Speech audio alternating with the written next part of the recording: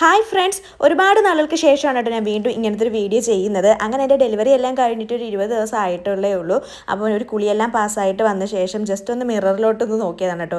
മിററൊന്നും നോക്കാറ് പോലും ഇല്ല. അപ്പോൾ ഒന്ന് മിററൊക്കെ നോക്കിയപ്പോൾ ഒരു വീഡിയോ എടുക്കാമെന്ന് കരുതി അങ്ങനെ എടുത്തൊരു വീഡിയോ ആണ് കേട്ടോ.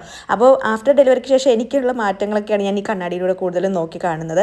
അപ്പോൾ ഡെലിവറിയൊക്കെ കഴിഞ്ഞ ശേഷം എന്താ ഇങ്ങനെ ഒരു കണ്ടീഷനിൽ വന്നിട്ടുണ്ട്, വയറൊക്കെ കുറഞ്ഞ് വരുന്നുണ്ട്.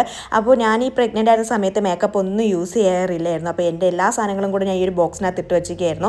അപ്പോൾ എനിക്ക് കരി എഴുതാൻ ഒരു മോഹം തോന്നിയിട്ട് അത് ഞാൻ തപ്പിയെടുത്തതാണ്. അപ്പോൾ കരിയൊക്കെ ഒന്ന് എഴുതി കൊടുത്തിട്ടുണ്ട്.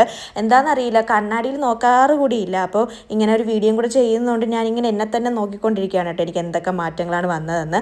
കുളി പാസ്സായി വന്നതുകൊണ്ട് സ്കിന്ന് ഡ്രൈ ആവുന്നതുകൊണ്ട് ഒരു മോയ്സ്ചറൈസർ ഇട്ടു കേട്ടോ. ഇവിടെ ഇപ്പോൾ സമ്മർ സ്റ്റാർട്ട് ചെയ്തുകൊണ്ട് ഭയങ്കര ചൂടാണ് കേട്ടോ. അപ്പോൾ പ്രഗ്നൻ്റ് ആയിരുന്നപ്പോൾ എൻ്റെ കഴുത്തിലൊക്കെ നല്ല പിഗ്മെൻറ്റേഷൻ ഉണ്ടായിരുന്നു. അപ്പോൾ അതൊക്കെ ഇപ്പോൾ നന്നായിട്ട് കുറഞ്ഞു വരുന്നുണ്ട്.